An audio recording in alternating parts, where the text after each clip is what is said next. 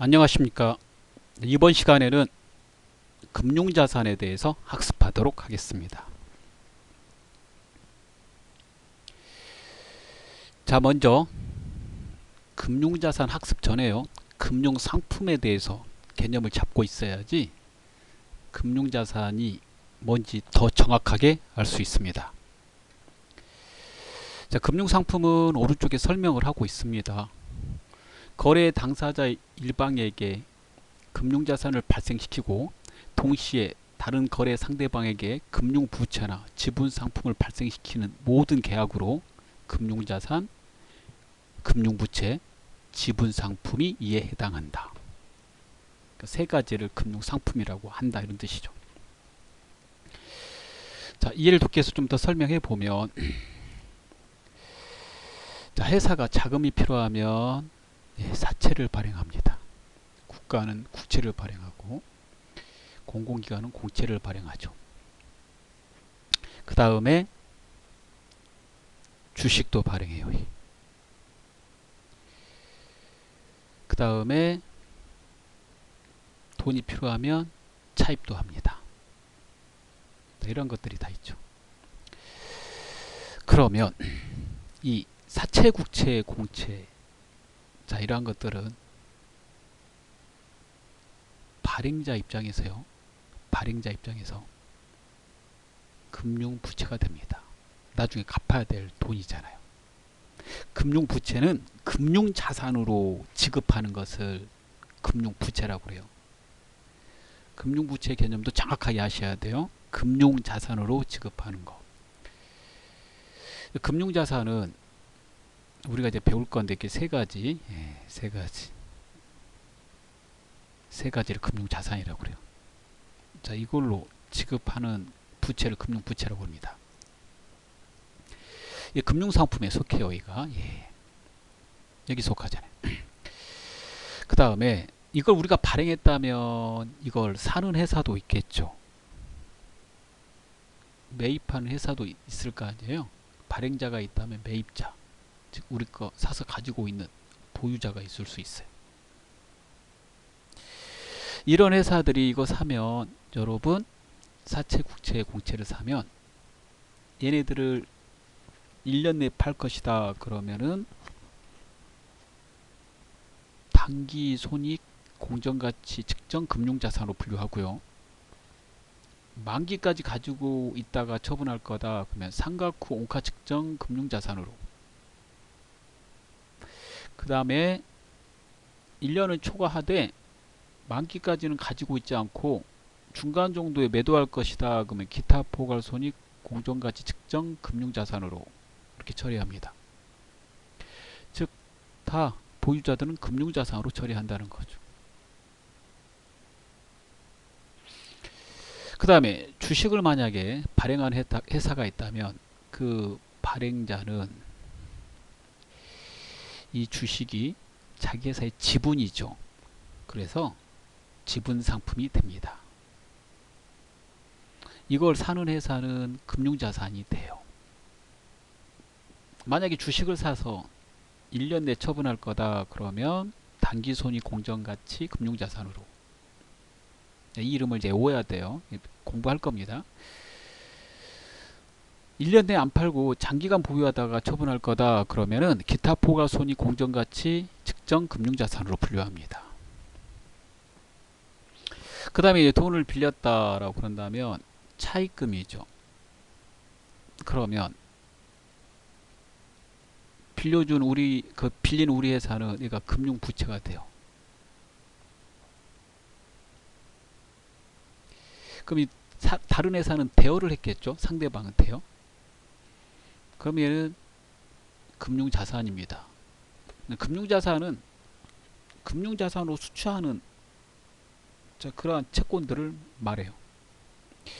그리고 이러한 또 금융자산이라고 그러고, 사채, 국채, 공채를 여러분 채무증권이라고 그럽니다. 유가증권에서. 주식은 지분증권이라고 그래요. 이것도 같이 알아두세요. 사채, 국채, 공채는 채무증권, 줄여서 채권이라고 그래요. 주식은 지분증권.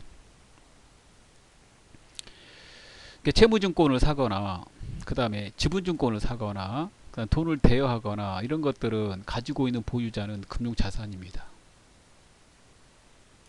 그러면 이걸 발행한 채무증권을 발행한 사람들은 얘는 금융부채고요. 그러니까 돈을 차입한 이 경우도 금융부채가 됩니다. 단 주식을 발행한 회사는 그 주식은 지분상품이 됩니다. 얘네들이 전부 다 금융상품이다 이런 말입니다. 그럼 그 금융상품 중에서 이번 그 시간에는 금융자산만 공부하겠다는 거예요. 금융자산은 해당되는 자산을 금융자산으로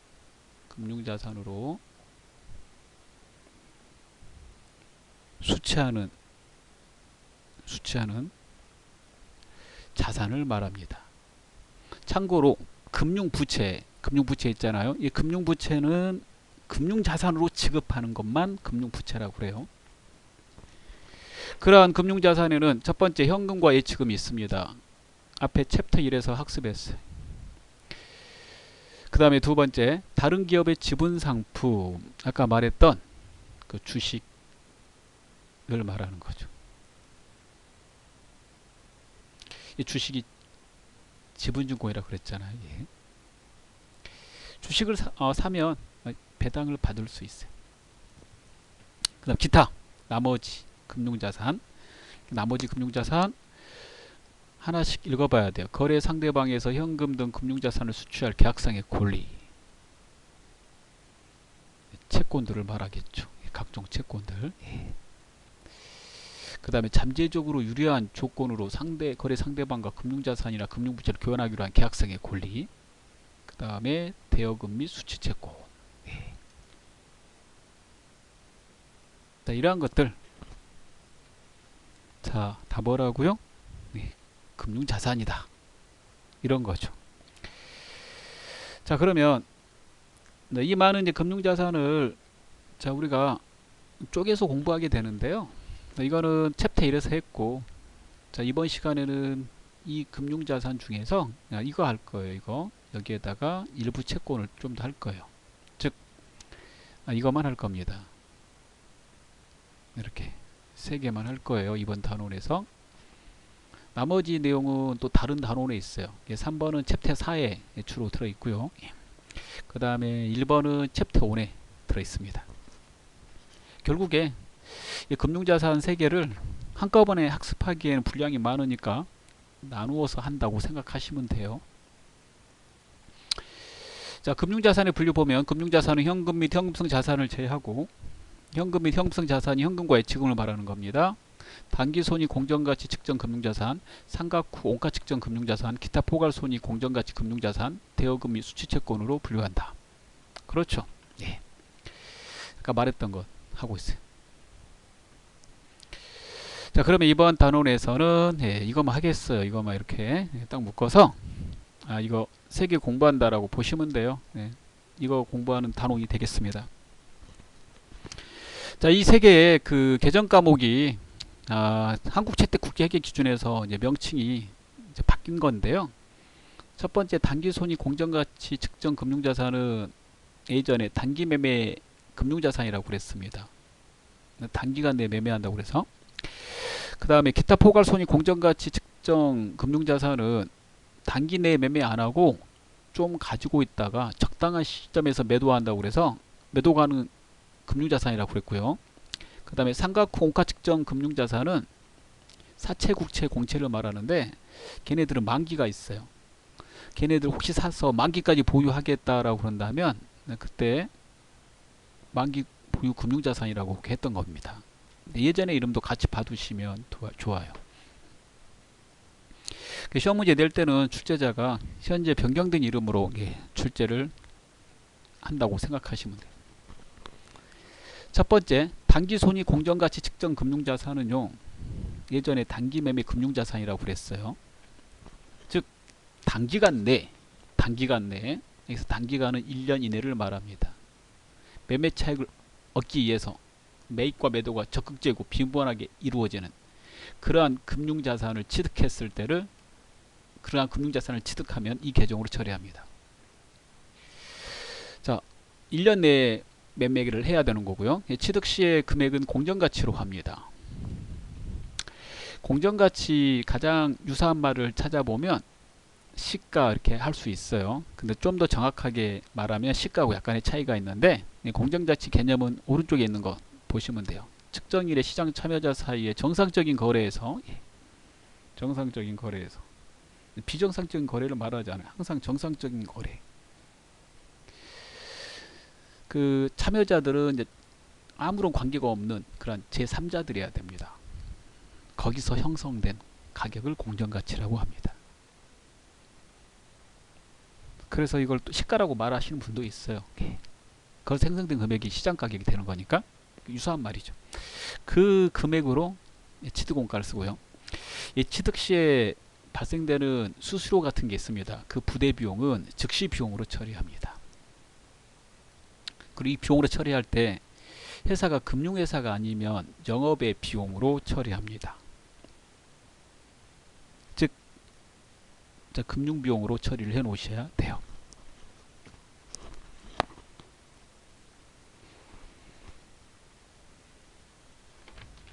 자, 그렇게 해서 알아두시고요. 비용으로 처리한다. 중요 표시. 그 나머지 두 개는 어떻게 될까요? 그러면 삼각후 공가 측정 금융자산과 기타 포괄 손익 공정가치 금융자산은 취득 시 발생되는 그 거래원가, 부대 비용들은 즉 수수료 등은 자산으로 처리해요. 취득원가에다 가산한다라고 되어 있습니다. 그 비교해서 암기합니다. 그래서 비용으로 처리한다. 그리고 특징은 단기간 내 매매 차익을 얻기 위해서 자, 이렇게 처리합니다. 이렇게 보시는 대로 이렇게 수수료 비용으로. 그 다음에 금융자산 중에 단기손익 공정가치 측정 금융자산을 먼저 하고 있는데요. 걔네들 중에서 혹시 지분증권 다른 회사의 주식을 샀다 그러면 배당을 받아요. 그 배당 받으면 배당금 수익을 처리합니다. 그 다음에 채무증권 사채 등을 샀다 그러면요 이자를 받게 되는데 일단은 이자 수익으로 처리합니다. 이 배당금 수익은 금전 배당에 대해서만 써요. 주식 배당은 혹시 받았다면 받았을 때 수익을 인식하지 아니하고요. 즉 회계 처리를 하지 않아요. 언제 처리가 되냐면 처분하거나 평가할 때 그때 회계 처리합니다. 그래서 주식관리장부에다가 배당을 주식으로 받았다면 주식 수 단가를 따로 기록해 놔야 돼요. 까먹지 않도록. 그 뒤에 평가하거나 처분할 때 회계 처리해야 되기 때문에. 그래서 주식을 가지고 있다가 배당을 받으면 배당금 수익, 금전 배당에 한해서만. 그 다음에 채무증권, 사채 등을 가지고 있다가 이자를 받으면 이자 수익으로 처리합니다. 이 배당금 수익은 지분증권에 대해서 받는 거니까요. 단기손익 공정가치 측정 금융자산에 대해서만 배당금을 받는 게 아니라 기타 포괄손익 공정가치 측정 금융자산도 주식 사채를 말하기 때문에 얘도 배당을 받아요. 얘도 배당금 수익 받으면 그 다음에 얘를 가지고 있으면 혹시 사채도 여기에 속하기 때문에 그런 경우에는 배당금 수익, 이자 수익. 주식은 배당금 받으니까 배당금 수익하고 사채는 이자를 받으니까 이자 수익 이렇게 처리하는 거죠. 이 두 개가 그렇게 처리해요. 이 두 개가 주식과 사채 등을 샀을 때 쓰는 이름들이거든요. 차이가 있다면 얘는 단기간 내에 처분하는 거고요. 얘는 장기간 보유하다가 처분하는 거죠. 처분 중에 현금 배당 받으면 이거에 대해서 배당금 수익, 이자 받으면 이거에 대해서 이자 수익 처리한다. 그런 말입니다. 자, 금융자산 하고 있는데요. 우리가 금융자산에 이렇게 채권 이런 것들이 포함된다고 아까 말했죠. 이렇게 오른쪽에 잠깐 보시면 넘어가기 전에 채권에는 여러분 물건으로 줘야 되는 채권이 있고요. 금융자산으로 줘야 되는 이제 채권이 있어요. 물건 물건으로 받아야 되는 채권이 있고 금융자산으로 받아야 되는 채권이 있습니다. 금융자산으로 받아야 되는 채권만 여러분 금융자산으로 분류합니다. 따라서 문제 좀 가끔씩 잘 나오는데요. 선급금, 선급비용 등은 금융자산으로 돈을 받을 권리가 아니라 재화나 용역으로 받을 권리이므로 얘네들은 다른 채권과 달리 금융자산이라고 하지 않습니다. 좀 구분해서 외우시면 되겠습니다. 자, 계속 보도록 하죠. 단기손익 측정, 단기손익 공정가치 측정 금융자산 하고 있는데요. 단기손익 공정가치 측정 금융자산은 단기간 내 매매차익 목적으로 가지고 있는 거고요. 취득 시에 공정가치를 측정하고 발생되는 비용은 비용으로 처리합니다. 그리고 거기 가지고 있는 그 상품이 지분 상품이면, 이게 주식이면, 지분증권이면, 주식이면, 이걸 가지고 있는 거라면은 현금 배당, 금전 배당 받았을 때 배당금 수익으로, 그러지 않고 채무증권, 사채 등을 가지고 있었다면 이자 수익으로 처리한다. 그리고 그 사이에 기말이 돼서 평가하게 됐다라고 그런다면요, 그때 그 평가에 대해서는 주가가 오르면 단기손익 공정가치 금융자산 평가이익으로, 주가가 떨어지면 단기손익 공정가치 금융자산 평가 손실로 각각 영업의 수익과 영업의 비용으로 처리합니다. 자, 그리고 그러한 주식이 회사별로 여러 개 가지고 있다. 당사가 주식을 샀는데 A사, B사, C사 이렇게 여러 개 주식이 있다 그러면 각 회사별로 평가이익과 평가 손실을 각각 따로따로 회계 처리합니다. A사 거하고 B사 거를 합쳐가지고 서로 상계해서 평가이익, 평가 손실을 하는 게 아니라 따로따로 각각 총액으로 합니다. 다만 그 가지고 있는 주식의 금액이 그다지 중요하지 않으면 한꺼번에 합쳐서 상계해서 전체 총 평가이익에서 전체 총 평가 손실을 빼서 순액으로 표시할 수도 있습니다. 그 다음에 이렇게 가지고 있던 단기손익 공정가치 측정 금융자산 1년 내 팔기로 했잖아요. 그 만약에 팔 때 수수료 등이 발생된다면은 그 수수료 등은 처분 금액에서 차감하라고 되어 있습니다. 만약에 이제 비싸게 팔았다 그러면은 그때 그 차액은 단기손익 공정가치 측정 금융자산 처분이익, 팔았으니까. 만약에 손해보고 팔았다면 그 대처분 손실로 해서 영업의 수익, 영업의 손익, 영업의 수익, 영업의 비용으로 처리하게 됩니다. 자, 이렇게 조금 정리하시면 돼요. 두 번째 보겠습니다. 상각 후 원가 측정 금융자산은 다른 회사의 사채, 국채, 국채는 나라 거요, 공채, 공공기관 거. 주로 이제 회사 거 사죠. 회사 사자잖아요. 이거 발행한 회사는 금융부채가 되고요. 이거 사는 우리 회사는 금융자산이 돼요. 이거 사서 가지고 있으면 이자를 받아요. 이걸 사서 혹시 만기까지 가지고 있겠다 그러면 상각 후 원가 측정 금융자산으로 회계 처리합니다. 예전의 이름은 만기 보유 금융자산이었어요. 만기까지 가지고 있는다고 그래서. 근데 이름이 상각 후 원가 측정 금융자산으로 변경된 거는 이 사채 등이 발행될 때 상각해서 발행되기 때문에 상각 후 원가 측정 금융자산이라고 명칭을 바꿔준 거죠. 따라서 명칭만 바꾼 것 뿐이므로 그 핵심 내용은 똑같습니다.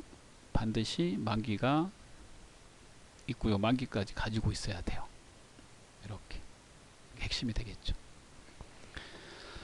자, 이거 살 때 앞에 단기간 내 매매차익 목적으로 산 단기손익 공정가치 측정 금융자산처럼 수수료 등의 비용이 발생돼요. 그 비용이 발생되면 취득원가에 가산해요. 그러니까 그 앞에 거하고 차이점입니다.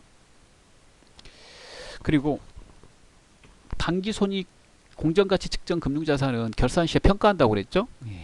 얘는 평가하지 않아요. 평가하지 않습니다. 평가하지 않는 이유는 여기 써져 있어요. 얘가 발행될 때 유효이자법을 통해서 평가해서 발행되기 때문에 평가하지 않는다. 그래서 평가하지 않는다 외우시면 되겠습니다. 그 다음에 기타 포괄손익 공정가치 측정 금융자산은요, 단기간 내에 처분하지도 않을 거고 만기까지 보유하지도 않는 그러한 금융자산입니다. 적당히 가지고 있다가, 즉 1년 초과해서 가지고 있다가 그게 이제 장기간이 됩니다. 장기간 가지고 있다가 필요한 시점에서 매도하는 거예요. 그래서 예전에 이름이 매도 가능 금융자산이라고 그랬습니다. 설명 읽어보면 장기간 보유하면서 만기까지 보유할 목적이 아닌 금융자산을 말한다. 이렇게 되어 있는 거죠. 자, 그럼 얘도 살 때 당연히 부대비용이 발생되죠. 부대비용 발생되면 얘는 그 부대비용을 어떻게 하냐, 앞에 거 있는 것처럼 상각 후 원가 측정 금융자산하고 똑같이 자산으로 처리합니다. 취득원가에 도하는 거예요. 도한다라고 나오죠. 그러면 우리가 배우는 이제 세 가지 중에서 당기손익 공정가치 측정 금융자산만 취득 시에 발생되는 부대비용, 거래원가를 비용 처리하고, 나머지 두 개 상각 후 원가 측정 금융자산과 기타 포괄손익 공정가치 측정 금융자산은 취득하는 금액에다가 가산하는 거예요. 그 다음에 얘를 가지고 있으면 결산 시에 평가합니다. 그러면 정리해보면 결산 시에 평가하는 거는 단기손익 공정가치 측정 금융자산 1년 내 매매할 목적으로 가지고 있는 거하고, 기타 포괄손익 공정가치 측정 금융자산, 이 두 개만 결산 시에 평가해요. 평가하지 않는 거는 이겁니다. 상각 후 원가 측정 금융자산. 이렇게 구분이 가능하셔야지 문제 풀 수가 있어요. 평가하는데, 평가할 때 발생되는 평가익 평가손실에 대해서요, 첫 번째 배웠던 단기손익 공정가치 측정 금융자산은 해당되는 그 평가익과 평가손실을 즉시 단기 수익과 비용으로 처리합니다. 그런데 기타 포괄손익 공정가치 측정 금융자산은 단기 매매 차익 목적이 아니므로 장기간 보유한다고 했기 때문에 거기서 발생되는 평가이익과 평가손실은 계정 과목 이름은 이렇게 써요. 기타 포괄손익 공정가치 측정 평가이익 떨어지면 기타 포괄손익 공정가치 측정 금융자산 평가손실로 해서 자본으로 분류합니다. 이 중요 표시가 필요한 거예요. 그리고 평가이익과 평가손실이 계속 매년 해가기 때문에 매년 해갈 때마다 평가이익과 평가손실은 서로 상계합니다. 상계하다가 마지막에 처분할 때 또는 손상이 됐을 때 최종 시점에서 일괄적으로 단기손익에 반영합니다. 결국에는 얘네들이 최종적으로 단기손익에 반영된다고 해서 얘네들을 크게 보면 손익이다 그래서 기타 포괄손익 공정가치 측정 금융자산이라고 부르는 겁니다. 자, 세 가지 특징을 설명을 했습니다. 첫 번째, 1년 내 매매 차익 목적으로 주식이나 사채 등을 샀다. 즉 금융자산을 샀다고 그런다면 그 산 금융자산은 단기손익 공정가치 측정 금융자산으로 하고요. 장기간 보유할 목적으로 샀다면 기타 포괄손익 공정가치 측정 금융자산으로 처리합니다. 만기까지 보유할 목적으로 샀다면 만기까지 보유할 목적으로 사는 경우에는 사채만 해당이 돼요. 채무증권만. 이럴 때는 상각 후 원가 측정 금융자산으로 회계 처리합니다. 그 이름으로 써가지고. 그리고 단기손익 공정가치 측정 금융자산과 기타 포괄손익 공정가치 측정 금융자산은 결산 시에 평가해요. 그런데 상각 후 원가 측정 금융자산은 평가하지 않습니다. 그리고 취득 시에 발생되는 거래원가, 부대비용은 단기손익 공정가치 측정 금융자산만 비용 처리하고 나머지 두 개는 자산에다 가산합니다. 취득한 자산에다가. 이렇게 차이점을 외우시면 돼요. 그 다음에 이러한 금융자산, 방금 말한 세 가지를 말하는 거예요. 우리 세 가지만 집중적으로 합니다.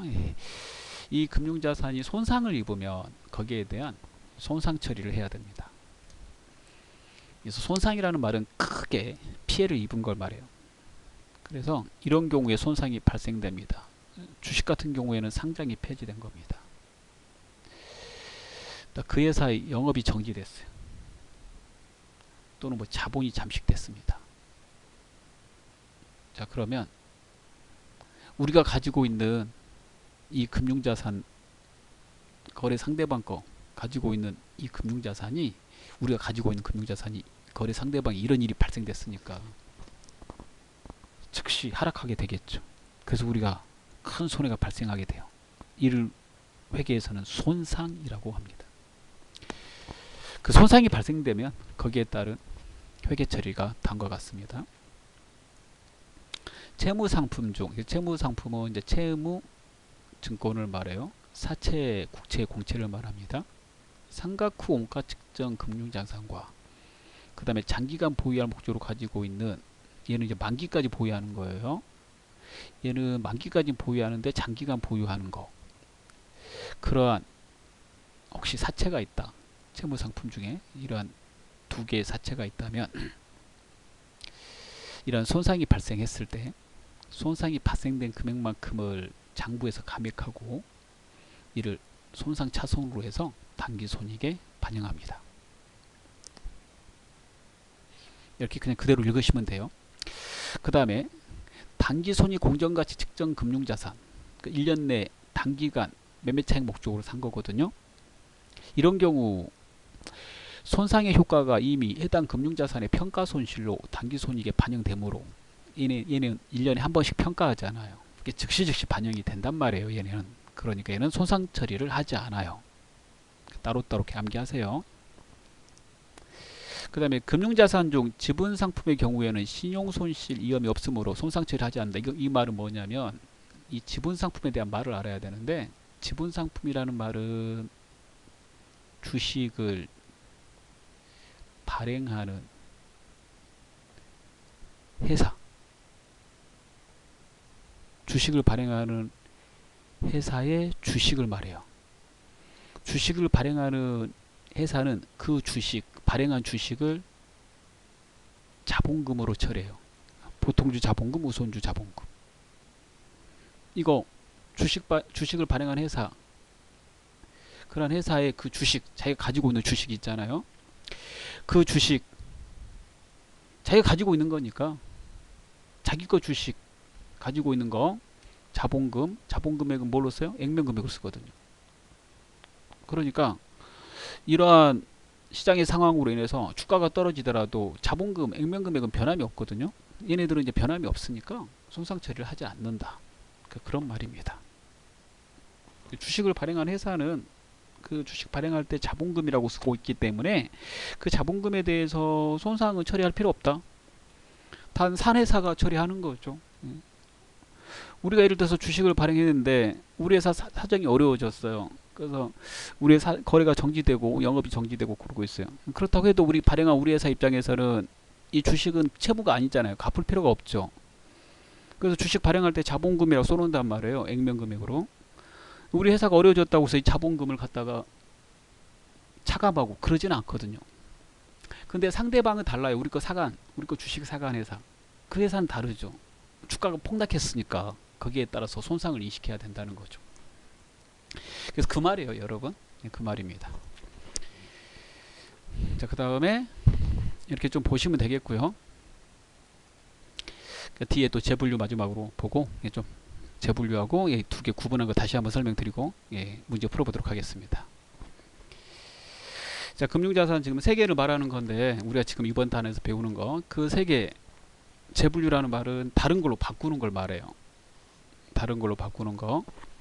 그 다른 걸로 바꿀 때 그때는 어떻게 회계 처리해야 되냐 이런 거죠.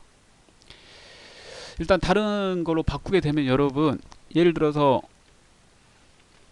장기간 이렇게 가지고 있다가 팔려고 그랬는데 회사 사정상 1년 내에 팔아야 돼요. 그러면 기타 포괄손익 공정가치 측정 금융자산, 얘를 1년 내에 팔 거라면은 단기손익 공정가치 측정 금융자산, 이걸로 재분류를 해야 되잖아요. 그럴 때 거기에 대한 회계 처리 어떻게 해야 되는지 그겁니다. 일단 재분류를 하게 되면 그 재분류하면서 차이가 생길 수 있어요, 여러분. 그 차이가 생기면 그 차이에 대해서는요, 일단은 전진법을 적용해서 처리한다라고 회계 처리에서 돼 있어요.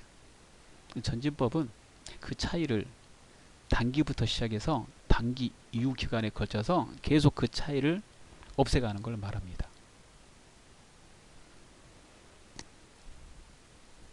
그래서 전진법을 적용한다는 거 알아두시고, 그럼 하나씩 보도록 하죠. 첫 번째, 상각 후 원가 측정 금융자산. 이거 만기까지 보유할 목적으로 가지고 있는 거예요. 이걸 회사 사정상 1년 내에 팔기로 했다. 그러면은 이 자산으로 분류되겠죠. 자, 그렇게 될 때 그 공정 차이가 발생되면 그 차이는 단기 손익으로 인식합니다. 이렇게 보시면 돼요. 그다음 두 번째, 한번 읽어보는 취지로 이렇게 하시면 됩니다. 상각 후 원가 측정 금융자산, 만기까지 가지고 있으려고 가지고 있었는데 만기 이전에 단 1년 내에는 팔 생각이 없어요. 기타 포괄 손익 공정가치로 이렇게 재분류하고 싶을 때, 기타 포괄 손익 공정가치 측정 금융자산은 1년 내에는 파지 않을 거지만 만기까지 가지고 있지 않는 거예요. 그래서 장기간 가지고 있다가 적당한 시점에서 매도하는 겁니다. 그걸 혹시 재분류 한다고 한다면 그 재분류 하면서 생기는 차익이 있잖아요. 그 차익은 기타 포괄 손익으로 인식합니다. 이거 자본이잖아요. 자본으로 인식한다. 이렇게 제가 체크한 부분 위주로 보시면 되겠습니다. 그 다음에 세 번째 보겠습니다. 단기 손익 공정가치 측정 자산에서, 자, 1년 내 처분할 목적으로 가지고 있는 거였는데요. 이것 중에서 사채를 가지고 있었는데 1년 내에 안 팔고 만기까지 가지고 있겠다. 이걸로 재분류하는 경우, 이렇게 재분류하는 경우, 이럴 때는 그 재분류를 해당 금액 금융자산의 최초 인식일로 보고 유효유자율법의 유자율은 재분류일의 금융자산 공정가치에 기초해서 다시 산정한다. 그래서 그 재분류 현재로 해서 다시 산정해서 그 금액을 계산한다, 이런 겁니다. 이거는 뭐 별로 중요한 건 아닌 것 같네요. 예. 1, 2번은 중요하고, 예, 설명 들어보니까. 예. 그 다음에 4번. 단기 손익 공정가치 측정 금융자산에서 기타 포괄 손익 공정가치 측정 자산으로 재분류하는 경우 1년 내에 팔 목적이었는데 장기간 보유할 목적으로 이렇게 혹시 재분류했다. 그런다면 이럴 때 공정가치로 측정하고, 그 다음에 거기에 따른 차익이 발생되면 그 이자율이 발생되게 되는데 그 유효이자율을 적용해서 다시 산정한다. 계속 공정가치로 측정하며 여기다 체크하셔야 되겠네요. 6번을 먼저 볼게요. 만약에 그럼 거꾸로 된다면 어떻게 됩니까? 거꾸로 된다면 거꾸로, 여기서 이렇게 되는 거고, 이렇게 된다면 얘도 똑같이 계속 공정가치로 측정한다. 이렇게 두른 게 같네요. 그렇죠? 예. 그래서 지금 이렇게 다 보기 좀 힘드시면, 그러니까 말한 대로, 예, 1번 단기 손익으로 인식 그 차이, 그 다음에 2번 기타 포괄 손익으로 인식 그 차이, 그 다음에 아래로 내려가서 4번과 6번 계속 공정가치로 측정, 이렇게 한번 이 문구를 읽어보시면 되겠어요. 이 자세한 내용은 여러분이 이해하기에 상당히 어렵게 되어 있어요. 이게 여러분이 이거 재분류하는 거에 쓰는 이름들은 상당히 어려운 거고요. 그 차액 부분 회계 처리하는 거는 더 어렵습니다. 그래서 이거에 대한 자세한 내용은 1급 정도까지 하셔야지 더 자세히 알 수 있어요. 우리는 이제 2급이니까 제가 밑줄 친 거 그거 위주로 간단하게 정리하시면 되겠고, 그 차이 이렇게 측정해 가지고 그 처리할 때 전진법을 적용한다, 이렇게 하나 더 알아두시면 되겠습니다. 그럼 이제 마지막으로 지금까지 한 부분 좀 더 두 개 확실하게 알 수 있도록 구분 한번 해볼게요. 금융상품과 지분상품의 구분 이렇게 되어 있습니다. 지분상품은 기업의 자산에서 부채를 차감한 후에 잔여 지분을 나타내는 모든 계약을 말하며 다음의 조건을 모두 충족하는 금융상품만이 지분상품으로 분류한다. 즉 지분상품은 금융상품에 속한다는 말이에요. 그런데 그 금융상품의 종류가 여러 개 있는데 그 중에서 다음에 해당되는 것만 지분상품이다 이런 말입니다. 자, 첫 번째, 거래 상대방에게 현금 등의 금융자산을 인도하기로 하는 계약성의 의무가 없는 계약. 그 다음에 두 번째, 발행자에게 잠재적으로 불리한 조건으로 거래 상대방과 금융자산이나 금융부채를 교환하는 계약성의 의무가 없는 계약. 3번, 변동 가능한 수량의 자기 지분 상품을 인도할 계약성의 의무가 없는 비파생 상품 계약을 말한다라고 되어 있습니다. 쉽게 말하면 여러분 얘가요 자본이거든요. 자본금. 자본금이에요. 지분상품. 자본금이니까 거기에 따라서 주식을 발행하고 받은 돈이거든요. 예, 그 자본금이니까 그 자본금에 무슨 의무가 있거나 그러면 안 되겠죠. 그러한 자본금을 우리가 지분상품이라고 하겠다라는 거예요. 예, 결국에 아까 정리했던 내용이 한 번 더 읊었다는 것을 알 수가 있네요. 여기 밑에 있는 건 한 번 더 읽어보면 되겠죠. 그 자본금에 대한 그 특성을 가지고 금융상품을 봐달라 이거예요. 금융상품에 있는 이 세 개 중에서 이 부분, 이 부분에 대한 설명을 좀 더 확실하게 정해 놓은 거죠. 자, 이렇게 정리가 됐습니다. 그러면 이제 중요한 거는 그 세 개예요. 계속 말하지만 세 개. 단기손익 공정가치 측정 금융자산. 그 다음에 상각 후 원가 측정 금융자산, 그 다음에 기타 포괄 손익 공정가치 측정 금융자산. 자, 문제 보도록 하겠습니다. 다음 중 금융자산으로 분류되는 계정 과목을 짝지은 것으로 옳지 않는 것은? 일단 금융자산은요, 여러분, 금융자산을 수취할 자산을 말합니다. 금융자산은 금융자산으로 수취해야 돼요. 물건으로 수취하는 게 아니라. 1번 바드럼 선급비용. 바드럼은 금융자산으로 수취해요. 그래서 그 금융자산입니다. 선급비용은 물건으로 수취하는 거거든요. 그래서 선급비용, 선급금은 재화나 용역으로 수취하는 거예요. 이게 두 개 그냥 외우시고, 얘네들은 재화나 용역으로 수취하는 것이므로 금융자산으로 수취하는 게 아니니까 금융자산이 아니다. 정답은 1번입니다. 그 나머지는요 다 금융자산으로 수취해요. 단기대여금, 외상매출금, 외상매출금 미수금, 당자예금, 현금성 자산. 그래서 얘네들은 금융자산이죠. 자, 2번. 다음 중 금융자산에 대한 설명으로 옳지 않는 것은? 1번. 금융자산의 정형화된 매입 또는 매도는 매매일이나 결제일에 인식하거나 제거한다. 그래요. 거래가 발생한 날 또는 매입이나 매도일.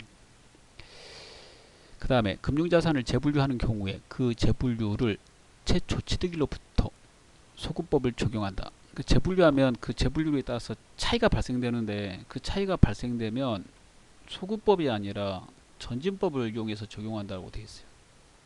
전진법은 그 차이를 단기부터 단기 이후에 걸쳐서 계속 없애가는 방법을 말합니다. 그 정답은 2번이 돼요. 보기 3번. 단기손익 공정가치 측정 금융자산. 이거 단기간 내에 매매차익 목적으로 취득한 거거든요. 취득 시 발생되는 거래원가. 이게 비용이죠. 예. 이거는 비용 처리한다고 그랬잖아요. 맞아요. 그 다음에 4번. 금융자산을 관리하는 사업 모형을 변경하는 경우에는 이로 인해 영향받은 모든 금융자산을 재분류해야 된다. 그랬어요. 예. 3번. 다음 중 금융자산에 대한 설명으로 옳은 것은? 1번. 선급비용과 같이 미래 경제적 효익이 재화나 용역의 수치인 자산. 재화나 용역으로 수취하는 자산은 금융자산이 아니라고 그랬어요. 금융자산으로 수취해야 된다고 그랬잖아요. 예. 그러니까 이거 금융자산이 아니니까 틀려요. 옳은 거 고르라고 그랬죠. 그 다음에 잠재적으로 불리한 조건으로 거래 상대방과 금융자산이나 금융부채를 교환하기로 한 계약상의 처리. 잠재적으로 불리한 조건이 아니라 받아내야 되는 거니까 잠재적으로 유리한 조건인 거, 그게 금융자산이라고 그랬죠. 유리한 조건인 거. 그 다음에 불리한 조건은 금융부채입니다. 불리한 조건인 거, 그 불리한 조건으로 혹시 금융자산을 지급해야 되는 거, 이거는 이제 금융부채에 대한 설명이 돼요. 그 다음에 재고자산이나 유형자산 및 리스자산 등과 같이 현금 등 금융자산이 유입될 기회를 제공하는 자산. 자, 이런 거는 금융자산이 아니라고 했어요. 얘네들은 금융자산이 아닙니다. 재고자산이나 유형자산, 리스자산은 금융자산이 아님. 얘네들은 금융자산 편에 얘네들은 안 나타나는 거예요. 얘네들은 금융자산이 아닙니다. 그냥 재고자산, 유형자산 이렇게 되는 거예요. 4번 계약상 현금 흐름의 수치 목적으로 보유하는 삼각후 원가 측정 금융자산. 이거 금융자산 맞죠? 예. 방금 한 거잖아요. 이거. 그래서 정답은 4번이 되겠습니다. 자, 4번 보도록 하겠습니다. 금융자산의 분류에 대한 내용이다. 옳지 않는 것은. 보기 봐보세요. 이렇게 많네요. 예, 공부한 게 쭉 써놓은 거예요. 예, 출제자가. 1번 금융자산은 사업 모형 및 계약상의 현금 흐름 특성 모두에 근거하여 후속적으로 삼각후 원가, 기타 포괄 손익 공정가치, 단기 손익 공정가치로 측정하도록 분류한다. 예, 방금 한 거죠. 예, 이렇게 한다고 그랬어요. 2번에 계약상 현금 흐름을 수취하기 위해 보유하는 것이 목적인 사업 모형 하에서 금융자산을 보유하면서 동시에 금융자산의 계약 조건에 따라 특정 일의 올리금 지급만으로 구성되어 있는 현금 흐름이 발생하는 경우, 계약 조건에 따라 이제 계약이 끝나면 올리금만 이렇게 지급하는 것으로 되어 있는 거는, 그거는 이거잖아요. 삼각후 원가 측정 금융자산입니다. 삼각후 원가 측정 금융자산은 여러분 만기까지 보유하고 있다가 이 자산을 사서 만기까지 보유하기로 목적으로 자산을 사서 만기까지 보유하고 있다가 그 해당되는 자산의 원금을 회수하는 거예요. 그리고 그 사이사이에 이자를 받는 거죠. 그럼 발행한 회사 입장에서는 이제 거꾸로 되겠죠. 계속 이자를 지급하고 그 다음에 마지막에 원금을 지급하는 겁니다. 대표적인 삼각후 원가 측정 금융자산은 사채가 있잖아요. 그래서 단기손익 공정가치 측정 금융자산이 아니라 삼각후 원가 측정 금융자산이고, 만약에 단기손익 공정가치 금융자산이었다면 주로 단기간 내 매매 차익을 얻을 목적으로 이런 말이 들어가야 돼요. 매입과 매도가 적극적이고, 이렇게 들어가야 있는 게 단기손익 공정가치 측정 금융자산에 대한 설명이 되겠습니다. 보기 3번 계속 보죠. 계약상 현금 흐름의 수치와 금융자산의 매도 둘 다를 통해 목적을 이루는 사업 모형 하에서 금융자산을 보유하면서 동시에 금융자산의 계약 조건에 따라 특정일의 올리금 지급으로 구성되어 있는 현금 흐름이 발생하는 경우에는 기타 포괄 손익 공정가치 금융자산으로 분류한다.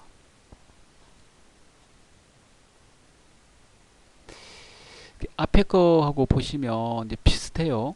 비슷한데 내용을 좀 읽어보면 약간의 차이가 있습니다.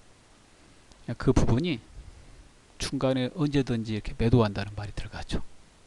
장기간 보유하면서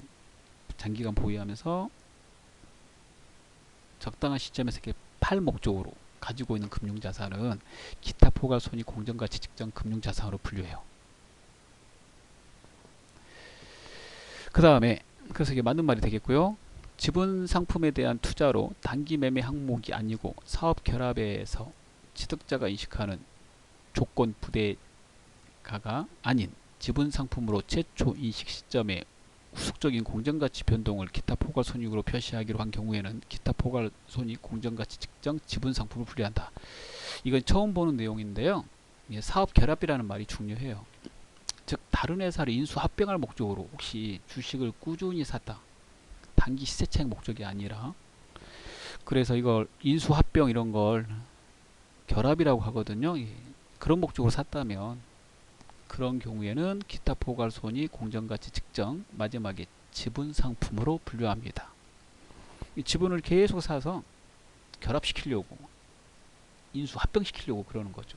그래서 이렇게 분류해요. 알아두시면 되고요. 그 다음에 5번. 다음은 금융상품 표시에 따라 금융상품의 정의와 관련된 설명이다. 올바른 설명을 한 것을 모두 고르면 몇 개인가? 첫 번째, 미래 현금을 수취할 계약상의 권리에 해당하는 금융자산의 일반적인 예로는 매출채권과 대여금, 투자, 사채 등이 있다. 예, 맞아요. 예, 맞네요. 예. 그 다음에 금융상품을 수취, 인도 또는 교환하는 계약상의 권리 또는 계약상의 의무는 그 자체로 금융상품이 아니다. 이게 틀렸어요. 금융상품을 수취, 인도 또는 교환하는 계약상의 권리, 계약상의 의무는 금융상품이다 라고 되어 있거든요. 예. 그 다음에 답은 실물자산, 리스자산, 무형자산은 금융자산이 아니다. 그렇습니다. 얘네들은 그냥 그대로 실물자산 가로 써져 있죠. 재고자산, 유형자산 이렇게 분류하는 거지 금융자산으로 분류하지는 않아요. 재화들 이런 것들은 그 자체로 재화인 거죠. 그래서 금융자산이 아니다 라고 돼야 돼요. 미래 경제적 계획이 현금 등 금융자산을 수취할 권리가 아니라 재화나 용역의 수취인 자산, 예를 들어서 선급비용 또 뭐 선급금, 물건을 이렇게 받을 그런 권리인 자산은 금융자산이 아니라고 돼 있어요. 금융자산은 금융자산으로 받아야 돼요. 금융자산으로 받아야 될 게 금융자산입니다. 금융부채는 금융자산으로 취급하는 거고요. 그래서 그 개념을 확실하게 좀 더 잡아 주셔야지 문제 풀 때 쉽게 풀 수 있을 겁니다. 그러면 올바르게 설명한 거는 한 개밖에 없네요. 정답은 1번이 되겠습니다. 자, 수고하셨습니다.